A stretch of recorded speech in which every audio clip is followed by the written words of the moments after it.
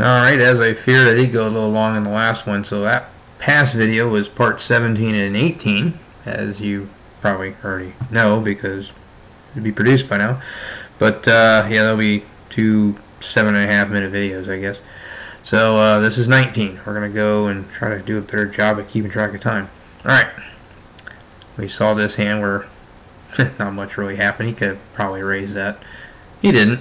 He limped king 5. Blind on blind. Alright.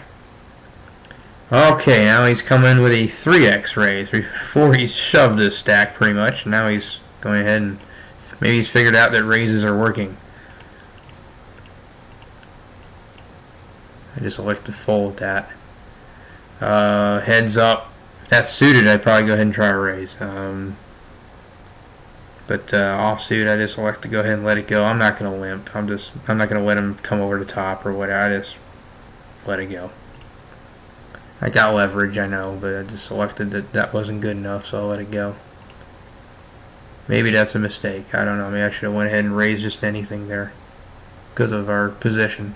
Just seems like I was a little, I don't know, a little too deep maybe to try, but maybe not. Maybe if we both had 40,000 chips, I think I might shove just because of the leverage factor being, you know, fighting for fourth, but I don't know, I just felt I was too deep to shove, and I didn't just want to raise and, you know, let him come over the top because of stack sizes. If I make some kind of raise, it'd be great for a re-steal, and I can't call with that, so I just elected to let it go. Again, maybe another time I raised that, but I just felt because of the stacks. I mean, I could almost shove that. I could, you know, gee, I think I missed that one.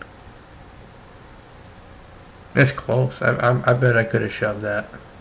I'm confident I could have shoved that. I just felt I was a little too deep to shove it, but I think that's, wow, I think that's a shove. I think I could have shoved that. I don't know. Maybe not. It's just, ugh. Ugh. Yeah, because of ICM, because, you know, I'm so close to him. He even got fairly close to, just seems like that, maybe Queen 10, Queen Jack for sure, but I just didn't think Queen 9 really was good enough, and I just decided that, I kind of remember this now, and I just kind of decided that, I decided to play it a little tighter, even though everybody's been pretty tight at this table. I probably could have got away with it if I wanted. At least, you know, even to try a raise to 8,000, and I mean, they're not really re-stealing. I mean, when they're raising, they've got the goods, and, you know, I can give it up without a fight. I probably should at least tried it here. I'm thinking I should have. I was thinking strictly push fold. I bet I just felt the offsuit 9 kick. I just felt wasn't quite good enough because of ICM more than anything. Just a combination of things. But knowing how tight these guys have been, I probably could at least I could have taken this pot. I mean, that's 7,000 chips is pretty helpful. And he walked, so at least we know what we got by that guy. 2-6, no good though for sure. And same thing with offsuit 9-8. Okay, here we go. Blind on blind. Now he min raises. I don't remember him doing this. He's called a min raise for sure. But everything has been pretty much 3x, if I recall correctly. Now he min raises blind on blind. Well, I got ace 10 anyway. Definitely strong enough in my opinion to go here. Particularly because he's showing a little weakness here for easily. Stack size is great to come over this. It's just beautiful. There's no way I can pass that up, of course. And if I remember right, he folded rather quickly. I actually can't show that here, but he definitely gave it up. Alright, 3x. We have determined he's probably real every time. I don't think we've seen anything to say otherwise. Again, another hand that maybe I could at least try the raise with. It's not beautiful, but I just rather, especially with icing, I'd just rather Just rather fold. Maybe if I had, a chip stack definitely in second, like 100,000 or something, I can put pressure on these guys. I just don't really have it. So I just been playing it tight. And maybe that's a good idea. Okay, now he 3X's. Okay, some people tend to do some different things blind on blind, but now we're back to a 3X raise. That takes it. No, I'm not going to play with it. I'm not Gus Hansen. Maybe I should be. Though notice, I just noticed the blinds have gone up now, so I'm definitely falling into that range where I'm going to, if I play, I push. Okay, I had a feeling I remember that. Remember last time he even min-raised and then folded. Here, he just tries to complete.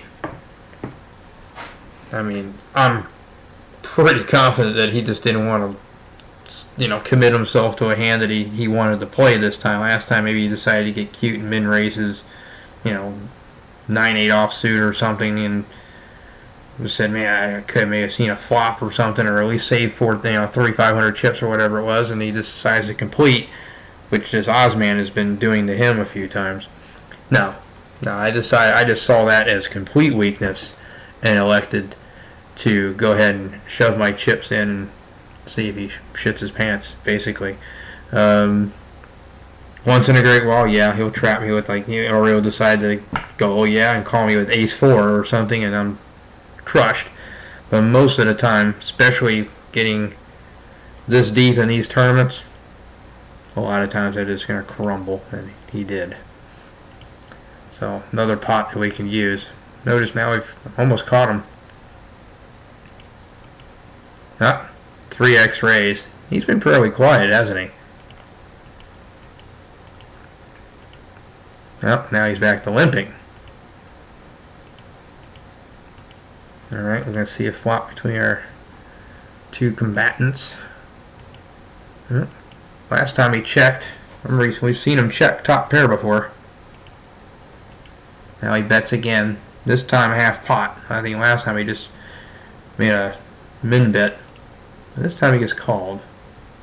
Don't know if he has a draw. Maybe he had the king this time. I don't know. Let's find out. Okay, clubs got there, and he bets a third of the pot. We get a call. And he did get there. He happened to catch the draw and got there. This time he hit the turn this time when he checked. He decided to bet his 10 for value, I guess, but let's see, what did he make? What bet did he make there? Was it half the pot? Yep. So he decided to go ahead and call with one card to come, getting 3-1 on a 4-1 odd hit. Unless he felt his queen was going to be good, which we find out it wouldn't have been. But oh well. So he manages to pick himself up 40,000 chips, or well, another 20,000 chips he didn't have, I guess. Alright. 2-5 is definitely no good. Alright, these guys are back to passively playing with each other.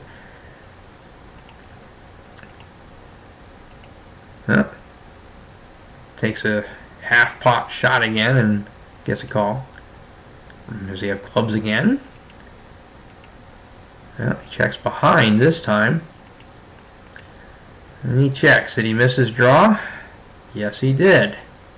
9-7 didn't get there this time. You notice this time he had second pair. Well, he was right. He probably didn't have the ace. But maybe he felt he had a weak ace. Didn't want to take a shot with the king. Okay. Can't really blame him, I guess. You never know what he might have. Could have been, like I said, could have been the draw pretty easily. I mean, King Queen's a pretty strong hand. I probably would have went ahead and raised his limp for sure, but he elected to play it pretty passively, huh? 4-3 is no good. Okay, here we go. A stack that earlier I'm sure he would be shoving. He's now gone 3x. Seems like as we've gotten deeper into the tournament, he's been less willing to throw all his chips in. Okay, get called by the big blind this time, and he bets almost 3/4 of a pot, over half his stack. Is that the ace?